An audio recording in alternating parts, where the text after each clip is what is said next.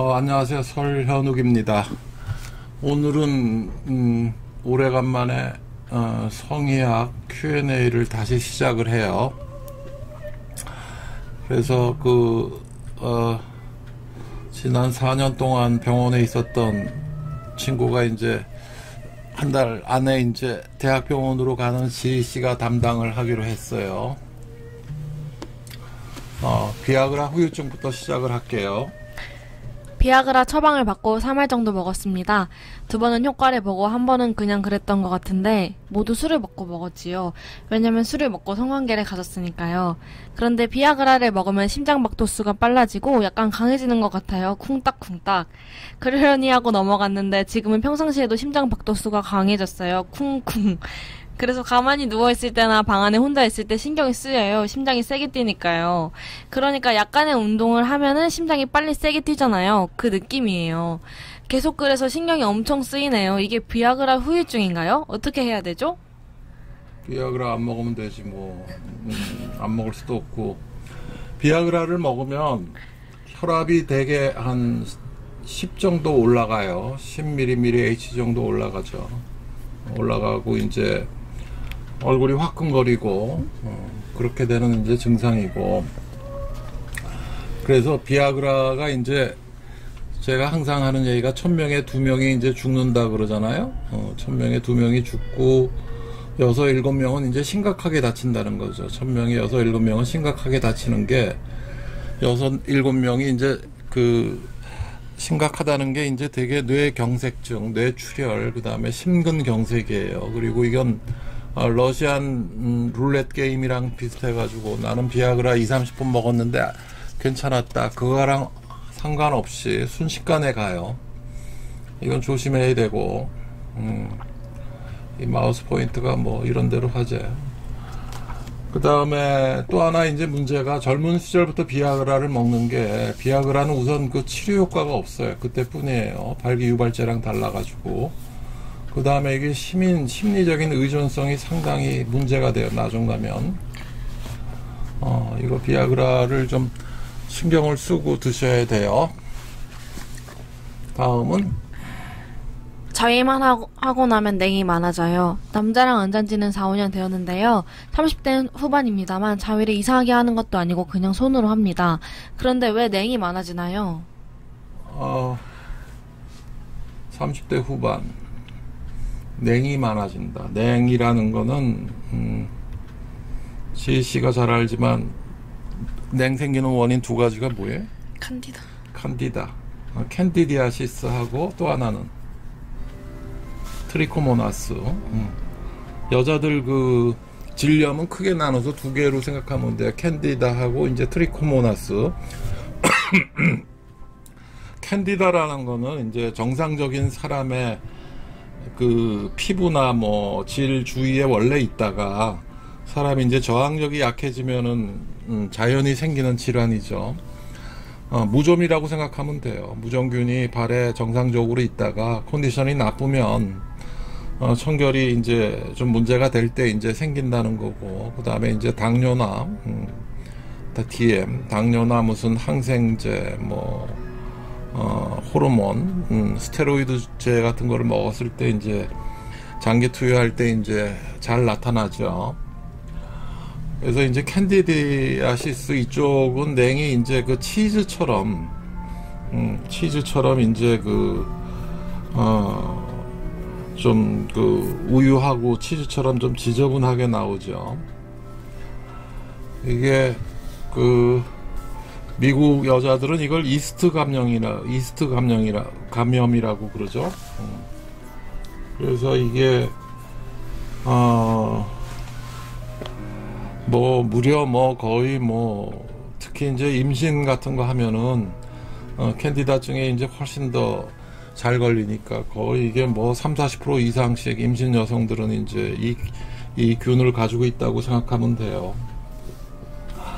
그래서 이제 제일 흔한 게 이제 연구한 거 보면 항생제를 투여했을 때, 특히 이제 장기적으로 투여하면은 이 캔디다증이 이제 급격히 올라간다는 얘기를 하죠. 그래서 예방책으로는 이제 캔디다증 예방책으로는 이제 청결을 유지를 하고, 그다음에 이제 팬티 스타킹 같은 것도 좀 문제를 된다고 하고, 필요하면은 이제 질 세정제를 이제 가끔 이용을 하고, 뭐 이렇게 본인 청결에 이제 신경을 쓰라는 얘기를 하는 거죠. 이러면 됐지? 네. 다음. 박사님 안녕하십니까? 환절기 감기 조심하세요. 박사님 궁금한 게 있는데요. 섹스하기 전에 남자들이 팔굽혀펴기를 섹스를 하는데 그럼 섹스할 때 좋은 것이 있나요? 어떤 영향을 미치길래 남자들이 그럴까요? 남자들만의 과시하려고 그러나요? 궁금합니다. 지혜씨 이런 얘기 들어본 적 있어? 아니요. 나는 이걸 유튜브를 하다 보니까는 내 제자 비슷한 강 선생이 이걸 유튜브 동영상 제목에 써놨대. 조루 예방하려면 섹스하기 전에 팔굽혀펴기를 하라는 얘기를 하던데, 이게 말도 안 되는 친구가 더 말도 안 되는 얘기를 하는데, 아마 이게 이제 교감신경, 부교감신경 그쪽을 이제 위주로 봤을 때, 남자들이 이제 사정을 하는 거를 좀 이제 부교감 신경 이쪽을 이제 좀 활성화 시켜가지고 이제 사정을 좀 편안하게 하자, 뭐 이런 식으로 이제 하려고 이제 이런 식으로 하려는 것 같은데, 이게 도대체 무슨 짓거리를 하는 거야? 섹스하기 전에 팔굽혀펴기를. 아이고, 다음. 몇 가지 질문이 있습니다. 안녕하세요, 박사님. 저는 조루로 고생을 하고 있는데요. 여러 가지 여건 때문에 아직 치료는 받지 못하고 있습니다. 마음 같아서는 당장 박사님 병원으로 달려가고 싶지만, 그런데 한 가지 의문점이 있어서 질문을 드립니다. 박사님께서는 조루는 절대 감각이 예민해서 생기는 문제가 아니고 사정 조절 중추가 제대로 작동하지 않아서 발생하는 것이라고 하시지요. 여기서 이상한 게 사정 조절 중추가 조루의 원인이므로 배부신경 차단술은 효과가 없다고 하시는데, 리도카인 제품을 뿌리면 성감은 떨어지지만 확실히 오래 가거든요. 조루의 원인은 감각 문제가 아닌데 왜 이런 효과가 나타날까요? 리도카인이 성기의 감각을 떨어뜨리는 일종의 마취제 아닙니까? 리도카인이 마취제죠. 리도카인이 마취제이고 일시적으로는 효과가 좀 있기도 해요. 조루가 귀두신경의 감각이 예민해서 생기는 병이 아니라는 거는 뭐 예전부터 잘 알려져 있던 얘기인데, 미국에서는, 우리나라에서도 서울대학 비뇨기과에서 아마 1990년도에 논문 발표된 게 있어요. 이거는 논문이 발표되고, 이거는 귀두신경에 예민해서 생기는 병이 아니라는 걸 누차 얘기했는데도 불구하고 이거 무슨 귀두 예민도를 측정한다고 뭐 별짓들을 다 하는데, 이런 거고. 그 다음에 조루라는 거는 사정 조절 중추, 대뇌피질의 세로토닌 수용체, 세로토닌. 지혜 씨는 간호사니까 대표적인 신경 전달 물질에 뭐 있어? 뉴로트랜스미터. 뉴로트랜스미터. 도파민, 노에프네프린, 세로토닌. 그 다음에 이제 가바, 글라이신 같은 게 있는데, 세로토닌이 이제 꽤 유명한 거죠. 이거가 이제 되게 유전적으로 작동을 해요. 그래서 조루나 지루는 굉장히 유전적인 질환이에요. 아버지가 조루면 아들도 조루예요. 그 다음에 리도카인의 문제가 왜 이거를 더 문제가 되냐면, 조루를 치료하는 과정에서 보면은 이거를 일종의 피드백을 받아가면서 자기 행동요법을 하는 게 있는데, 이거를 리도카인이 들어가면은 예를 들어서 자기 자신의 성적인 흥분도를 0부터 10까지 나눴을 때 4하고 7에서 이제 왔다 갔다 하는 건데, 조루라는 이 친구들은 이 7, 7.5, 8, 8.5, 9라는 이 성적 흥분도의 단계를 원래 잘 모르는데, 리도카인이 들어가면은 더 모르게 한다는 거예요. 점점 더 나빠지는 거죠. 그 다음이, 그리고 술을 마셔도 제법 시간이 길어지거든요. 단점은 발기력이 떨어지거나 심한 경우 아예 발기 자체가 안 되거나 겨우 발기가 되어 삽입을 해도 사정이 안 되는 경우도 있더군요. 왜 이런 결과가 나올까요? 이거 술을 마시면은 꽤 오래 가요. 대개 소주 한 병 반, 두 병 정도. 대개. 그래서 우리나라 정신병원에 가면은, 입원 환자가 대개 몇백 명이 있잖아요. 한 병실에 대개 뭐 한 섹터에 한 대개 7, 80명씩 모아놓고 있는데, 알코올리즘 환자가 대개는 정신병 입원 환자의 대개 50%, 경우에 따라서는 30에서 80%까지도 가는데, 이게 웃기는 게 알코올리즘 환자의 상당히 많은 사람들이 조루 환자예요. 술을 먹다 보니까 조루를 극복하기 위해서 점점 알코올리즘 환자가 되는 거예요. 그리고 이 알코올리즘의 기준이 미국에서는 되게 엄격해요. 이게 어느 정도로 엄격하냐면 소주 한 병을 일주일에 2번 이상 먹으면 알코올리즘이에요. 두 번. 굉장히 많죠? 그리고 이제 술을 마시면은 사종 중추가 이제 좀 마비가 되면서 조루가 오래 가요. 이거는 술만 작용을 하는 게 아니라, 거의 모든 종류의 이제 마약도 이제 그렇게 돼요. 오피움 먹어도 되게 오래 가고, 마약 계통의 약을 먹어도 다, 조루는 굉장히 좋아져요. 쓸 수가 없는 거고. 그리고 다폭세틴이라고 먹는 조루증 치료제가 있다는 얘기가 있던데 이 약에 대해서 자세히 설명해 주실 수 있나요? 이 약도 기존의 항우울제와 비슷하게 세로토닌의 재흡수를 관여한다는 것은 알고 있습니다. 하지만 기존에 먹는 제품에 특히 박사님께서 처방하시는 약물들과 비교해서 큰 장점이나 차이가 있는지 효과가 큰지 궁금합니다. 다포섹틴이라는 약은 유한양행에서 그때 제가 조루약 특허를 낼 때쯤 수입을 한 약이에요. 그래서 이제 이 문제하고도 연관이 돼가지고 지금 600억 소송을 지금 작년 12월 달에 이제 손해배상 청구를 해놨는데 특허와 연관이 돼가지고 쉽게 얘기하면 굉장히 약한 약이에요. 굉장히 약한 약이에요. 예를 들어서 조루 환자가 30초 정도 간다 그럴 때 제가 특허 낸 약은 15분에서 20분 이상 가게끔 만들어 놓을 수가 있는데, 다폭세틴을 먹으면 30초 가는 환자가 되게 1분, 2분, 길어야 3분 정도밖에 안 돼요. 그럼 30초에서 3분 간다 그러면 6배 올라가는 거고, 20분 간다 그러면 40배 올라간다는 약이죠.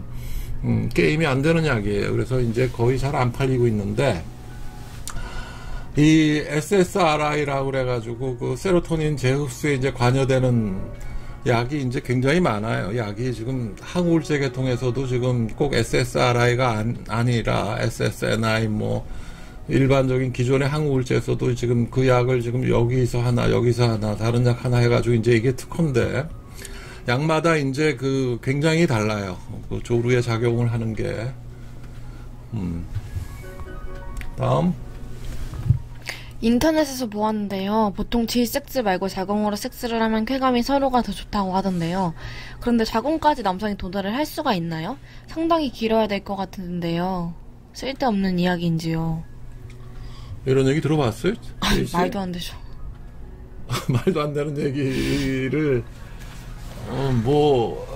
말도 안 되는 얘기가 소위 얘기해서 시중에 밑바닥에는 굉장히 이런 얘기가 많이 있죠. 자궁경부에 이제 자궁경부에 이제 음경이 삽입된다는 건데, 질이 이렇게 있으면 자궁경부까지 들어간다는 건데, 이거 안 열려요, 자궁경부는, 출산이 됐을 때나 이제 거의 풀로 열리면 되게 8에서 10cm 열려가지고 이제 하는데, 이게 손가락 집어넣어도 안 열려요. 굉장히 타이트하게 이제 방어가 돼 있는 건데, 자궁은 여기고, 자궁 경부까지 이게 도달하는 것도 우리나라 평균 남자들 음경 사이즈가 11.5cm라고 제가 그러죠. 발기됐을 때 직경이 10.5cm인데 이게 보통 여기서 여기까지 몇 cm가 간호사 입장에서 입구에서 자궁경부까지 되게 한 6에서 8cm 정도 가는데 이걸 삽입을 할 수가 없어요. 쓸데없는 얘기가 아니라 잘 모르고 하는 얘기죠. 다음. 저는 올해로 30살이 된 남자입니다. 솔직하게 말씀드리면 저는 대학 졸업식까지 여자 경험이 한 번도 없었습니다. 다만 자위행위를 가끔 하고 성기단련법인가 하는 것을 옛날부터 해왔습니다. 그거는 별것 없고 심심할 때 귀두 부분에 마찰 자극을 주고 사정시 참고하는 것 등등이 있지요. 그러다 회사에 입사하고 나서 접대 업무를 맡으면서 많은 여자들을 경험을 했는데 문제가 사정이 안 된다는 것입니다. 여자 속에서 피스톤을 해도 느낌이 확 안 오고 그냥 밋밋한 느낌의 시간만 가고 여자만 견뎌준다면 한두 시간은 보통이고 3-4시간까지 해본 적도 있습니다. 3-4시간 동안 하면은 서너 시간 동안 해가지고 여자가 가만히 있어요? 아이고 참. 온몸이 후달거리고 사정을 못해서 거시기 주변이 애리고 당기고 그 고통을 말로는 표현할 수가 없습니다. 심할 때는 거시기에 핏물이 배어 나온 적도 있습니다. 여자친구하고 하면 될까 해서 사귀면서 같이 방안을 찾으려고 해도 잘 되지가 않습니다. 여자친구가 만족하고 나서 입으로 해주는데 그래도 안 됩니다. 다만 제 손으로 빠르게 자극을 주면 그제서야 사정이 되거든요. 너무 성기가 자극에 둔감해서 그런 거요? 수술로 고칠 수 있는 방법은 없을까요? 성관계 때마다 너무 힘이 듭니다. 이런 남자랑 결혼하면 절대로 안 돼요. 그래서 결혼하기 전에는 한 번은 자보고 결혼을 하세요.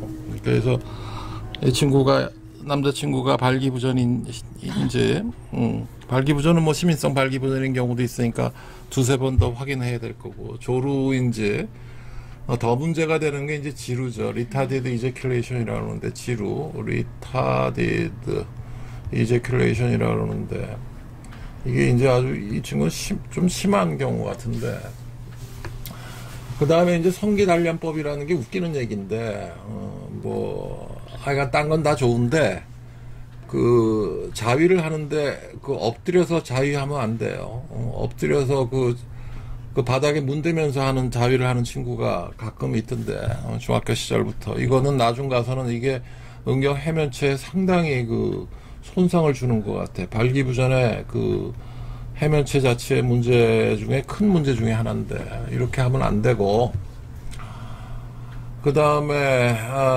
여자가 견뎌준다면 1-2시간, 서너 시간 정도 여자들이 가만히 있어요. 20-30분만 가도 난리가 날 텐데, 이게 굉장히 착한 여자인 모양이네. 그죠? 이거 여자들이 어떻게 견뎌 이거를. 그 다음에 아무리 심한 지루라도 자기 자위할 때는 사정이 거의 다 돼요. 99% 이상. 이거 안 되는 1%의 환자들은 어떻게 해야 되느냐? 어떻게 해야 돼? 응? 동물들 소나 뭐 이런 가축들을 임신시킬 때 전기 자극을 줘요. 항문에 넣어가지고 전립선. 그래가지고 사정을 시키는데, 그런 식으로까지 해야 돼요. 임신하려면 뭐 이지까지 해야 된다고. 그래서 지루는 일반 비뇨기과에 가면 치료할 수 있다는 얘기를 거의 안 할 거예요. 돌려보낼 거예요. 그래서 이제 이거는 약물요법, 플러스 행동요법, 그 다음에 주사, 플러스 하나 더 있는데, 그 여성의 질압력이 되게 이제 85 정도 이상 올라가면은 굉장히 사정을 잘해요. 이렇게 4가지로 이제 치료를 해요. 약물만 가지고도 이제 상당히 성감이 올라가는 거고, 행동요법은 한 서너 가지가 있는데 이걸 같이 해주고, 발기유발제인 경우에는 경우에 따라서 상당히 효과가 있는 경우가 있어요. 그 다음에 여성의 질압력이 상당히 중요한 거고, 85라는 게 자기 손가락 2개를 넣었을 때 상당히 조이는 정도까지 가야 돼요. 이게 특수한 방법이 있는데 원리는 하여간 자기 때문에 자기 부인 될 사람은 무진장 고생한다는 걸 알고 있어야 돼요. 이게 이러다 보면 본인도 본인대로 괴로운 게, 사정도 잘 안 되고 그러면 점점 더 발기도 잘 안 되는 것 같고, 그러면서 결국은 섹스리스가 되는 거죠. 이게 심각한 문제예요. 지루도 사실.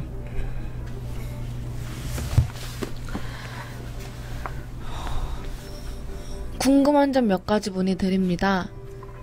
첫 번째, 혈기왕성한 10대, 20대도 아닌 30대에 몽정을 한다면 어떻게 생각을 해야 되는지요? 미혼이라 아직 성파트너가 없다면 주기적으로 성생활을 하지 못해 자연스러운 사정으로 받아들이면 되는지요? 잠깐만. 이 코너라는 게 헬스조선 코너예요. 이게 지금 성의학 Q&A 지금 좀 당분간 하는 건 헬스조선에 하도 그 적나라한 질문들이 많았기 때문에 이쪽에 이제 코너를 통해서 지금 주로 하는 거고, 몽정은 정액이 차면은 몽정을 하게 되는 거죠. 그래서 제가 그러잖아. 20대는 자위 포함 일주일에 4번 정도 성관계를 하는 게 정상이고, 자위 포함 30대는 일주일에 2번, 3번, 40대는 일주일에 2번, 50대에서 60대는 일주일에 1번, 10대는 몇 번 할 것 같아, 지희씨? 7번. 7번? 8번, 7번. 어떻게 알았어?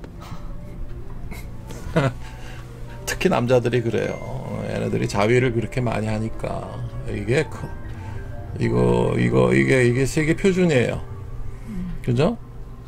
요새는 뭐 여성 동물들도 거의 이 레벨을 쫓아오죠. 남자 여자 뭐 성적인 차이가 있는 게 아니고 기본적으로 여성들의 성적인 능력이 더 큰 거니까. 그 다음 두 번째, KBS 모 프로그램에서 대한민국 남성의 3대 성고민이 발표되었군요. 1위가 성행의 시간, 2위가 크기, 3위가 횟수. 여기서 2, 3위는 성행위를 하는데 아무런 문제가 없다는 걸 충분히 압니다만 1위 시간에서 우리나라 평균 행위 시간이 삽입해서 2분이라고 하던데 정말 사실인지 강한 의문이 들더군요. 2분 만에 사정을 한다면 조류에 가까운 게 아닌가요? 평균을 내니까 그렇지. 평균을 내니까 2분이라는 시간이 나와. 예를 들어서 30초 1분 가는 환자가 한 명 있고 20분 가는 환자라기보다 일반인이 한 명 있으면은 평균 내면은 10분이잖아요. 그러면 이게 10명이 있으면 어떻게 돼요? 그럼 점점 짧아질 거 아니야. 이게 2분이라는 숫자가 나오는데 그러니까 1위가 조르고 프리머치 이지큘레이션이 그 크기야 뭐 이거는 지금 어쩔 수가 없는 거고 11.5cm 실제로 재보면 웬만하면 다 넘어요. 자기 그 사이즈를 자로 재봐요. 이걸 기존에는 12.5cm라고 알려져 있죠. 그래서 내가 숨어있는 1cm를 찾았다 그랬는데 횟수야 뭐 점점 더 이제 문명화돼 가면서 점점 섹스리스가 되는 걸 거고 2분 만에 사정한다면 조루가 가까운 게 아니라 조루죠. 조루가 되게 요새는 제가 15초, 30초, 1분, 2분, 4분, 8분으로 15초 미만 하나, 둘, 셋, 넷, 다섯, 여섯 단계로 나눠요. 그래서 미국인 경우는 그렇게 심하지가 않은데 대개 1분에서 2분 정도는 가는 것 같은데 환자들. 우리나라는 이 30초에서 1분 가는 그룹이 제일 많은 것 같아. 병원에 오는 환자. 그 다음에 이게 30초 미만은 이건 심각한 거예요. 이거는 고도의 조루고 3초에서 1분은 중간 정도, 1분에서 2분은 이건 경한 정도인데 이게 1분 가는 그룹하고 30초 가는 그룹하고 2배 차이가 나는 게 아니에요. 인체의 모든 반응은 지혜 씨는 그거 해서 잘 알겠지만 로그 스케일이에요. 로가리스믹 스케일이에요. 데시벨처럼 2배 차이가 아니라 10배 차이가 난다고. 그러면 15초 가는 그룹하고 1분하고는 100배 차이 나는 거예요. 몸의 신체 생리적인 반응이. 약도 그런 식으로 조절을 해줘야 되는 거고. 세 번째, 건강한 젊은 남성이라면 주 2회 정도의 섹스를 통해 주 2회 정도의 사정을 하는 것이 건강에 많은 도움이 된다고 어디에서 들었습니다. 부부간의 건강한 섹스가 삶의 활력을 준다, 뭐 이런 이야기의 연장선이 아닌가 하는데 왜 키스도 좋다고 하잖아요. 그런데 성 파트너가 없다면 주 2회는 아니더라도 자위를 통해 한 번 정도는 사정을 해주는 것이 좋다고 봐야 합니까? 사정을 하는 것이 고환뿐만 아니라 전립선에도 낫다고 하는 것 같은데 사실 30대 이후로는 자위를 해본 기억이 거의 없거든요. 박사님을 통해 또 몰랐던 성을 배우게 되겠네요. 감사합니다. 30대 이후는 자위를 해본 기억이 거의 없다. 좀 이상한 분이네. 이거는 30대는 일주일에 4번이 평균이라고 그랬죠. 이거는 뭐 평균이라는 거니까 일주일에. 주 2회가 아니죠. 주 2회는 나이 50에서 60대를 얘기를 하는 거예요. 그리고 한 번 사정을 해주는 것이 좋다. 전립선에도 좋다. 그 전립선에 만성 전립선염 같이 이제 전립선 이제 좀 부어 있다 이럴 때 비뇨기과 가면은 항문에 손을 놓고 전립선 마사지를 해주죠. 그건 이제 외부적인 전립선 자국이에요. 내부적인 전립선 자국은 자위가 되겠죠. 사정을 방출해 주는 게 내부적인 전립선 마사지가 되는 거예요. 그러니까 전립선에도 도움이 되는 거고.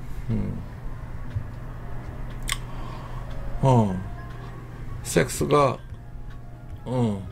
건강에 굉장히 도움이 된다. 이거는 뭐 증거가 너무 많으니까.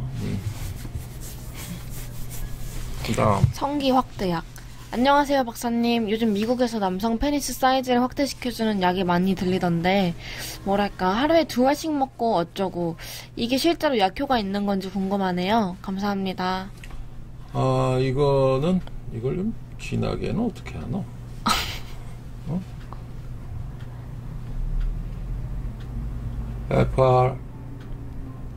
FRAUD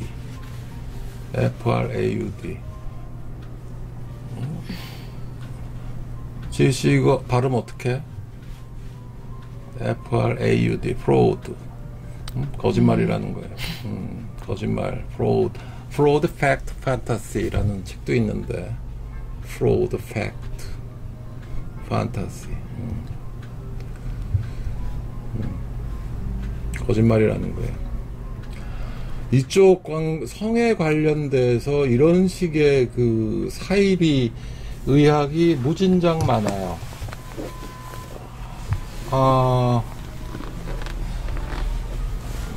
예전에 제가 가지고 있던 책에 이제 미국 그 특허청에 이제 그 등록이 된 성에 관련된 여러 뭐 약이라든지 장치라든지 이런 책이 하나 있었는데, 그 이제 19세기 때부터 이제 그 쭉 나왔던 게, 그때는 이제 자위 행위를 막는 기구 같은 게 특허로 등록된 게 되게 많았어요. 그때는 19세기 때는 제가 처음 몇 시간에 말씀을 드렸지만, 티소라는 스위스 의사가 그 자위가 만병의 근원이라 그래가지고 자위하는 거를 다 막았거든요. 그래서 여자들이 그 고양이 키우는 것도 막았어요. 특히 과부들이. 왜 그래? 몰라?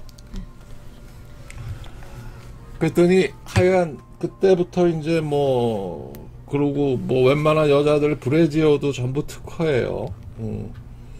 그 다음에 뭐 음경 보조기구, 그 다음에 뭐 이때 아마 그 실리콘 액을 갖다가 유방에 가슴에 이제 주입하는 것도 그때부터 아마 20세기 초반부터 이제 그때 이제 시작이 됐는데, 이거 하다 보니까 다 어떻게 돼요? 유방 조직이 다 썩죠? 유방 조직이 썩어요. 그래서 우리나라 뭐 야매로 뭐 무슨 뭐 아줌마가 뭐 의료기 뭐 기구 들고 다니면서 실리콘 액을 코에 넣어준다, 가슴에 넣어준다 해가지고 다 썩어요. 그러면 어떻게 되겠어요? 그 다음에 이제 실리콘 액이 썩으니까 실리콘 이제 이거를 그걸 뭐라 그러지? 실리콘을 갖다가 이제 이렇게 주머니처럼 만들어가지고 여기에 이제 젤을 갖다가 이제 가슴에 넣는 게 이게 1960년도 초에 아마 이것도 특허일 거야. 아마 이게 다우 코닝사 특허예요. 그러다가 이 젤이 어떻게 됐죠, 지희씨? 터져. 응? 이게 터져요. 터져서 난리가 났죠. 그래가지고 이게 문제가 돼가지고 실리콘 젤이 이제 가슴에 넣어놨던 게 이제 가슴 크게 한다고 해놓았던 게 터졌어요. 그래가지고 이게 다우 코닝일 거야. 아마 여기가 파산을 했어요, 이때. 파산을 하고 전국적으로, 세계적으로 이걸 다 금지를 시켰죠, 당연히. 그래가지고, 이걸 어떻게 했느냐.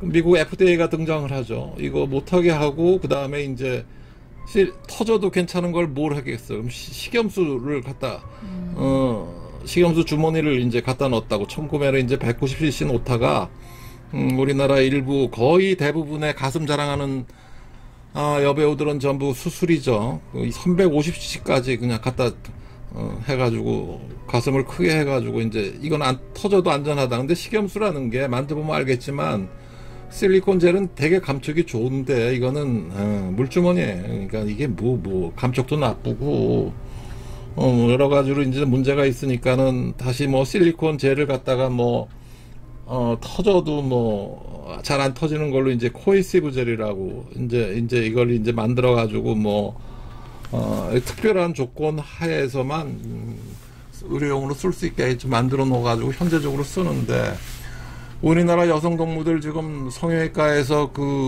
하는 가슴 확대 수술 대부분이 식염수 젤이죠. 80% 이상. 이게 왜냐하면 수술아이가 물이니까 이게 호스를 조그맣게 해가지고도 집어넣기가 쉽잖아. 근데 실리콘 젤은 이게 딱딱하니까 훨씬 수술 자위가 커져야 되니까 이런 식의 개념이에요. 그러니까 뭐냐면은 음경 사이즈를 크게 해주는 약이나 장치라는 게 굉장히 이게 프로드의 역사라는 거예요. 사기, 엉터리, 거짓말. 너무 길게 얘기했나? 여자인데요. 섹스 직후에 기절하는 일이 일어났습니다. 매번은 아니고 가끔 그럴 때가 있습니다.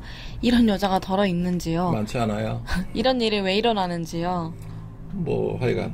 위험하지는 않은지요? 위험할 수도 있어요. 어떻게 대처해야 하는지요? 별로 방법이 없어요. 내버려 두어도 괜찮은지요? 일단은 두고 보세요. 끝! 이게 조이 오브 섹스라는 제가 번역한 책, 예전에는 바이블 이후로 많이 팔렸다는 알렉스 컴포트의 책이죠. 알렉스 컴포트. MD죠. 메디컬 닥터고 아마 정신과 쪽으로 이제 알렉스 컴포트는 조이 오브 섹스 가지고 너무 유명해져가지고 자기가 이거의 저자라는 걸 되게 싫어해. 너무 딴 것도 많이 썼는데 이것만 가지고 그러느냐. 근데 여기 보면은 작은 죽음이라는 게 있어요.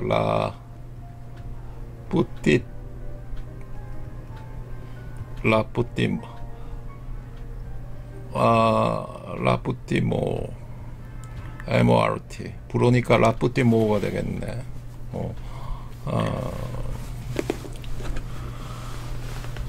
작은 죽음 MORT 그래가지고 성교 후에 오르가즘을 느낀 다음에 작은 죽음처럼 그렇게 졸도하기도 하고 이러는 여자들이 이제 가끔 있는데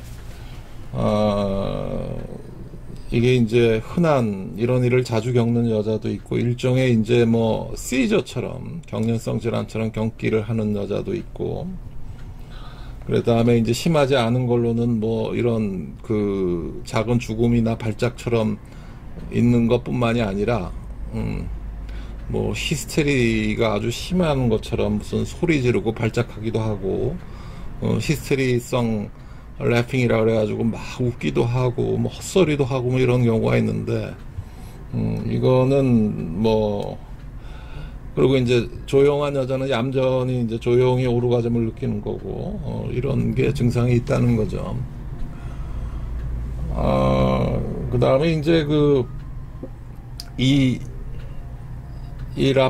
라푸티몰 불어를 발음을 정확히 저 민주 씨한테 물어봐. 이 발음 라푸티모 뿌띠 그렇게 되겠네.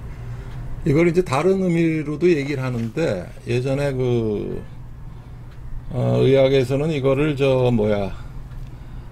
복상사 를 갖다가 이렇게 표현하기도 했었어요. 예전에 록펠러 가문의 손자가 65세일 때 25살 먹은 여비사랑 뉴욕의 무슨 호텔에서 섹스하다가 복상사를 했대.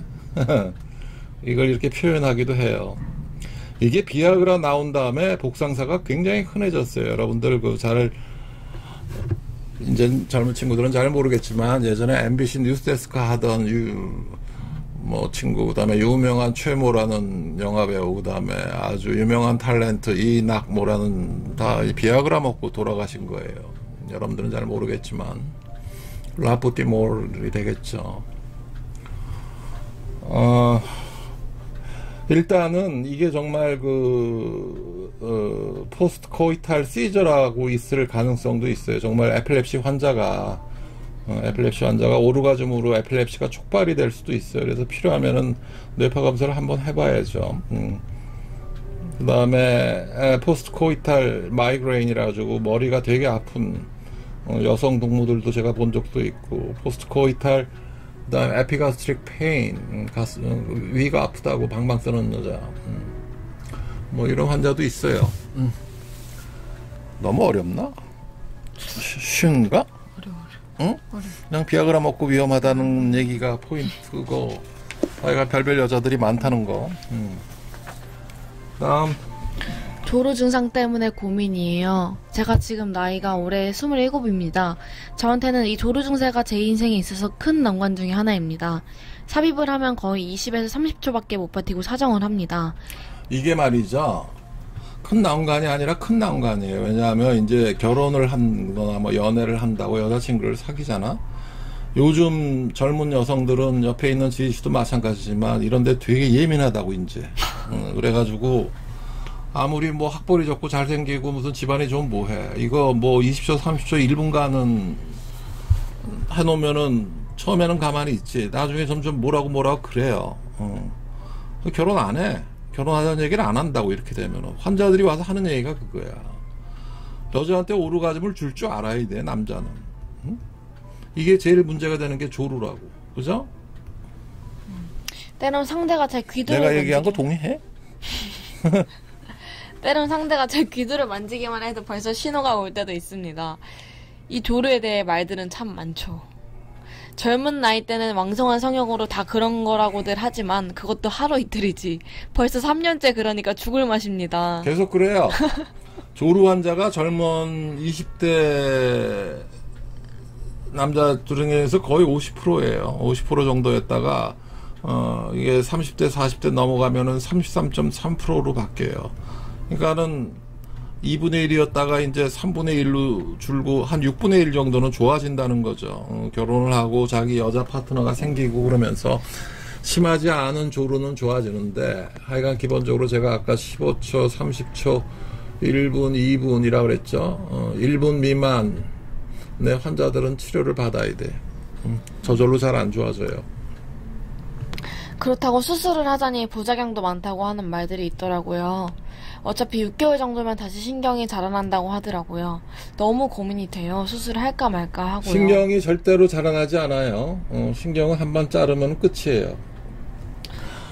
다시 자라나지 않고, 부작용은 제일 심각한 게 발기부전이 나중에 가면, 나이가 이제 뭐 20대 해놨는데 30대 후반 40대 가면 발기부전이 심각하게 와요. 여기 지금 서울 성의학 클리닉에 오는 환자들 결국은 나이 40 넘은 신경 자른 환자들은 발기부전까지 같이 치료를 해줘야 돼. 거의 다. 이게 그 다음에 뭐 이상 감각 이런 거는 그건 지금 문제가 되는 게 아닌데 발기부전이 심각하게 와요. 사실 지난번에 비뇨기과에 가서 귀두 예민 실험도 하긴 했어요. 그 의사 선생님이 귀두가 예민한 편이라고 하시더라고요. 수술을 하면 좋아질 것 같다고 했습니다. 하지만 갈등이 됩니다. 수술비가 적은 돈도 아니고 했다가 별 효과도 못 보면 어떻게 하나요? 너무 답답해서 선생님께 이렇게 도움을 청합니다. 이게 한국뿐만이 아니라 이제 중국 환자들이 좀 예전에는 많이 왔었는데, 가가지고 포경 수술하러 가면은 귀두 예민도 테스트 간단한 거 그거 갖다 대고, 당신 신경이 예민하니까 이거 조르니까 신경을 잘라야 된다 그래가지고 돈을 더 받았대, 알파를. 이런 환자들이 되게 많아. 이거 아마 우리나라 의사들이 일부가 가서 이거를 아주 못된 걸 퍼뜨린 것 같은데, 아주 잘한 짓이지. 중국 놈들 못됐으니까. 근데 한국에 와서는 이런 짓 하면 안 돼요. 귀두가 예민한 거하고는 조루가 상관이 없다 그랬죠. 그 다음에 수술비는 요새 2011년인가 12년도인가 제가 2008년도에 MBC 2580에 나와서 이거 신경절단 수술하면 안 된다라고 되게 센세이셔널하게 방송을 한 다음에 비뇨기과 개업 의사들이 아마 MBC를 상대로 고소를 했어요. 그래서 다 졌죠. 그래서 이제 대법원에서 2011년 12년도에 신경절단 수술하면은 손해배상 청구하면은 3천만 원 물어내시오 이렇게 판결을 하는 모양이더라고. 그러면 거의 못하죠. 요새는 시중에 플랜카드 보면은 비뇨기과 선전하는데 조루 신경절단 수술하는 거 거의 안 붙어놨죠. 이제는 거의 없을 거예요. 이거 나한테 이거 대한민국에서 상 줘야 되는 거 아니야? 정말. 또 있어? 아, 그리고요. 수술을 만일 한다 하면 오늘 예약해서 내일 바로 수술할 수 있는지요? 이건 다 의미가 없는 거고. 요즘은 다 같은 얘기네, 그죠? 네. 다 같은 얘기야. 그다음. 여기 또 있네. 신경절단 수술. 신경절단 수술 유감. 안녕하세요. 지나가다가 비슷한 경험을 해서 몇 자 적자고 합니다. 박사님께서 답변을 해주시겠지만 그래도 경험이 있는 사람이라 저도 김아무개님과 같이 미혼 시절 조루 증상으로 인해 큰 마음을 먹고 음경배부신경 절제술을 강남의 모 유명 비뇨기과에서 받았습니다. 님도 그러시겠지만 수술 후에는 세상을 다 얻은 것마냥 자신감이 생기고 그러지요. 그 후 다시 낙담을 하게 되는 게 문제지만. 잠깐만, 압구정동 바로 앞에 꽤 유명한 비뇨기과가 하나 있는데 얘네들 하루 한 달 그 광고료가 3천에서 1억이래. 한 달 광고료만. 미쳤죠? 이게 굉장한 거대 기업이에요. 이렇게 나가지고 이제 정신 나간 친구들 와서 뭐 수술하자 그러면 몇 백씩 받고 이제 100명에 두세 명은 꼭 문제가 된다고.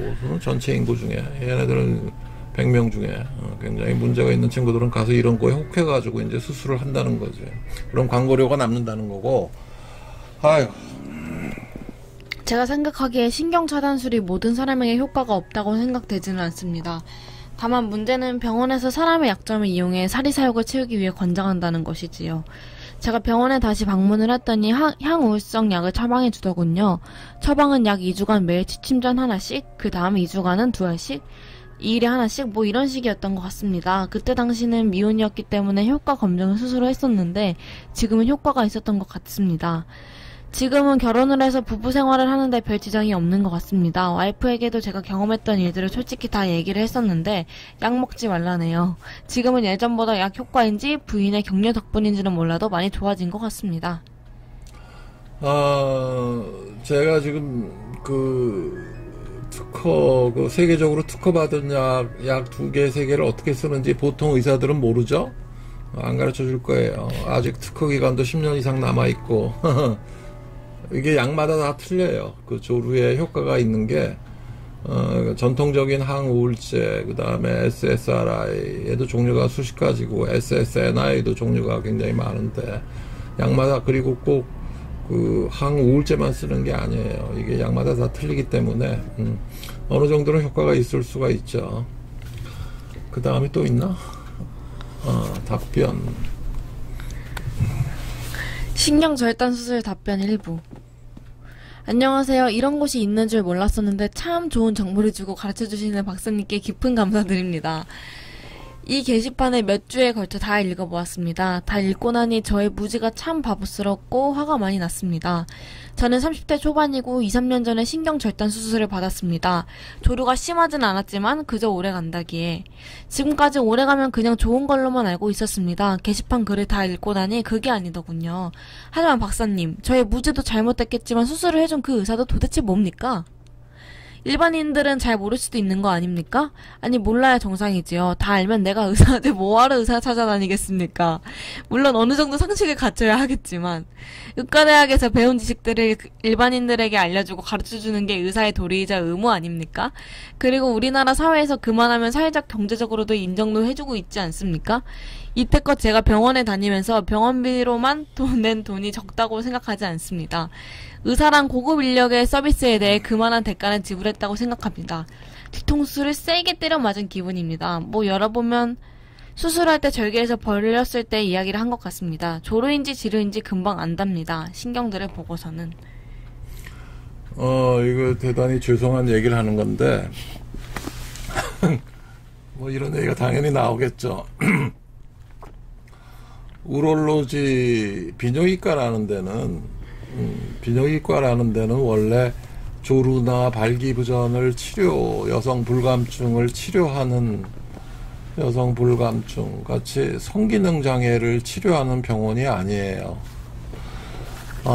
미국에서는 이거를 다 예전에는 정신분석의가 했어요. 정신분석의가 다 했었고, 그 다음에 조루에 쓰이는 약물도 다 항우울제는 이거는 지금 정신과 전문의만 거의 알 수 있는 약이고, 그 다음에 그러면 비정형외과는 뭘 했느냐? 발기부전에 응경보형물 삽입수술만 했어요. 응경보형물 삽입수술만. 응? 근데 이것도 이제 그 1980년대 중반부터 이제 트라이맥스가 나오면서 발기유발제 자가 치료가 훨씬 더 효과적이니까는 이거를 거의 이제 안 하게 된 거죠. 그러니까 비정형외과가 몰락한 거예요. 그러면은 왜 이런 현상이 생겼느냐? 자기가 안 하던 치료를 하려니까 약물을 주려니 약에 대해서 항우울제 계통은 전혀 모르거든. 내과 의사들도 항우울제를 거의 못 쓰게 하고 있어요. SSRI도 내과 의사들이 쓰면은 이거 한 달, 두 달 이상 못 주게 돼 있어요. 법적으로도. 무슨 법인지 모르겠지만 가정의학과도 모르죠. 그리고 그 다음에 선배들이 알아야 되는데, 선배 교수들이 알아야 되는데, 그때 연대 세브란스의 그 최영기 교수나 중앙대 김세철 교수 같은 양반이 양대 산맥이었는데, 이 양반들 수술은 되게 잘해. 내 그 코넬대 그 발기부전 클리닉에 있던 비뇨기과 그 닥터 이드가 와서 그거 보고 하는데 수술은 되게 잘한대. 근데 그거는 응경보형물 삽입수술이지. 그 다음에는 몰라. 그 다음에는 비뇨기과가 전통적으로 모르거든. 행동요법이 뭔지, 약이 뭔지 이런 거에 대해서 가르쳐주는 사람이 없단 말이야. 그러다가 이게 신경절단 수술이 아마 브라질에서 아마 그때 1990년도에 아마 처음 시작했다가 뭐 이걸 우연히 수입을 한 모양이에요. 근데 이거를 미국 의사나 선진국 의사들은 이거 말도 안 된다고 생각을 한 거거든. 이걸 가지고 이제 신경을 잘라 놓으면은 경우에 따라서 한 달, 두 달 정도는 효과가 좀 있을 수가 있어요. 이거 가지고 이제 자르면 수술하는 거니까 잘라 놓으면은 뭐 1, 200만 원 받고 뭐 그냥 뭐 포병 수술하는 것처럼 간단하니까 이게 이제 유행을 한 거죠. 돈벌이. 모르니까는 그 잘라놓은 거예요. 모르니까. 그리고 위에 선배들이 몰라서 그런 거예요. 신경절단 수술하지 말라고 내가 언제부터 얘기했어요. 이거 1995년부터 96년부터 신문 지상을 통해서 방송을 통해서 얼마나 얘기를 했어요. 1998년부터는 비아그라 먹으면 위험하다고, 조심해서 먹어야 된다고, 1000명에 2명이 죽는다고, 이거 얘기한 사람 지금까지 25년 동안 대한민국에 나 혼자밖에 없어요. 신경절단 수술하지 말라고 하던 의사도 나 혼자밖에 없고, 이게 우리나라 성의학의 현실이라고요. 너무 또 성질냈나? 또 있네. 지금 생각해보니 기가 막혀가지고 생각 같아서는 당장이라도 달려가서 모가지를 꺾어놓고 싶지만 그럴 수도 없고요. 어떻게 해야 될까요? 내일이라도 가서 설 박사님이 이렇다더라 하고 손모가지를 분들어 놓을까요? 이게 모가지를 꺾어놓았다고 생각하는 비뇨기과 의사들이, 비뇨기과 전문의들이 1년에 2년에 한 명씩 죽어요. 살해를 당한다고.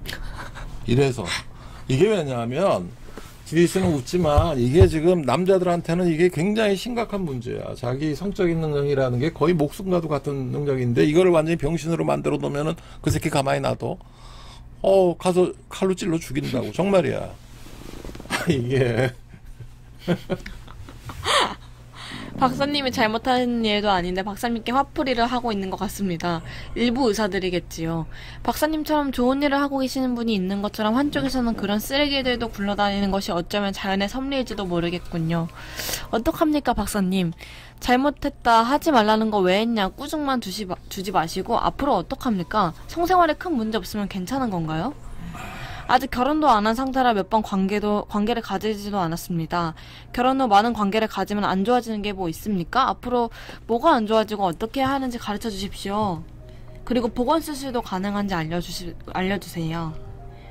중국 환자, 신경 자르는 환자들은 북경에서 신경 다시 복원 못 한다니까는 저기 대만 타이완까지 뭐 가서 신경을 다시 종아리에 있는 신경을 가서 이식을 했는데 좋아지나요? 그거 좋아질 리가 있나? 그거 안 좋아져요. 그 다음에 이제 제일 문제가 되는 게 조루는 좋아지지 않는다는 거고, 오히려 더 나빠지죠. 신경을 잘라놓으면은 제가 아까 얘기한 은경 그 감각 인식을 알아야 되는 단계인데 이걸 점점 더 마취제 뿌린 것처럼 모르게 해놓는 거고, 그 다음 문제가 이제 발기부전이 이제 오는 거죠. 발기력이 또 심각하게 떨어지기 시작해요. 나중 가면. 인생이 참 꼬였네, 그죠? 병원에 예약하고 오세요. 다음, 이거는 오늘은 MOU에 느끼는 죄책감까지만 합시다. 벌써 이제 뭐 50분이 넘어가는 것 같으니까. 안녕하세요. 저는 지금 23살 여자이고 현재 남자친구가 있습니다. 그런데 문제는 진한 스킨십을 할 때마다 죄책감이 든다는 것입니다. 키스를 하거나 스킨십을 할 때 왠지 금지되어 있는 일을 몰래 하는 것 같고 죄책감이 듭니다. 왠지 나쁜 일을 하고 있다는 느낌이랄까? 물론 나쁜 일이 아니라 자연스러운 것이 이름은 알지만 기분이 안 좋아지곤 합니다. 제 생각엔 어렸을 때부터 철이 들고 난 지금까지 부모님의 성관계 장면을 여러 번 목격한 경험이 있는데 그래서 그런 것 같습니다.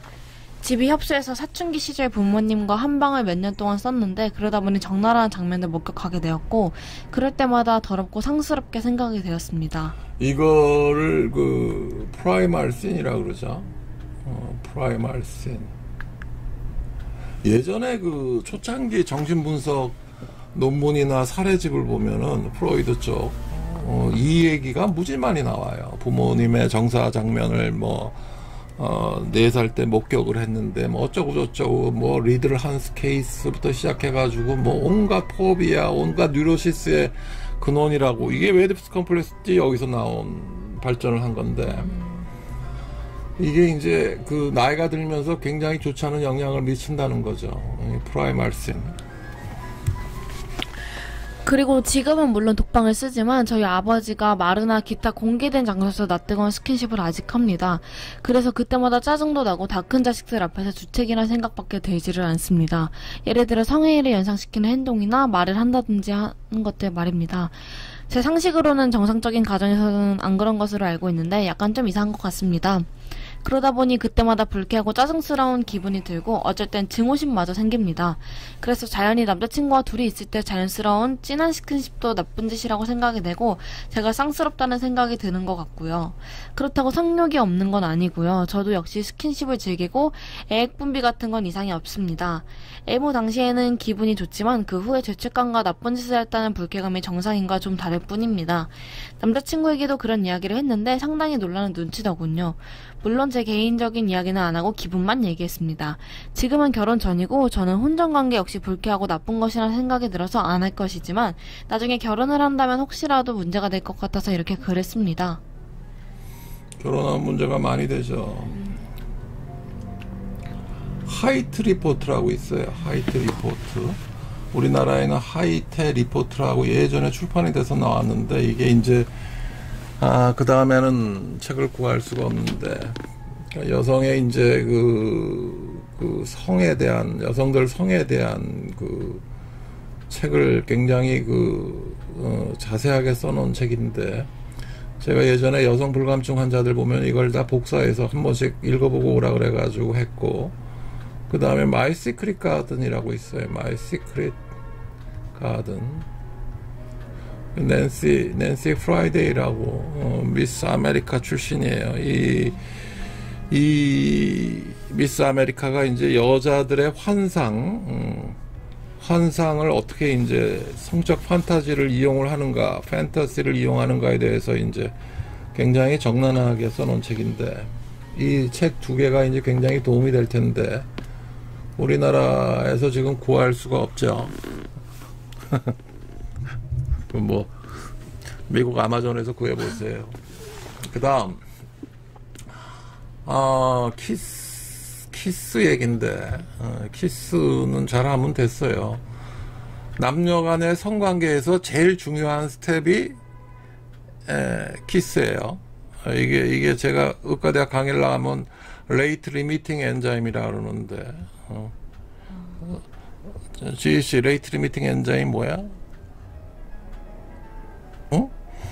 생화학 안 배웠어? 생화학에서 이제 그 전체 과정을 결정하는 제일 중요한 과정, 시간도 제일 오래 걸리고, 그거 이제 레이트 리미팅 엔자임이라고 그러는데, 레이트 리미팅 코스라고 그러는데, 이게 키스가 가장 중요한 성적인 그 행동이에요. 이게 돼야 이제 삽입성교를 이제 할 수 있는 건데,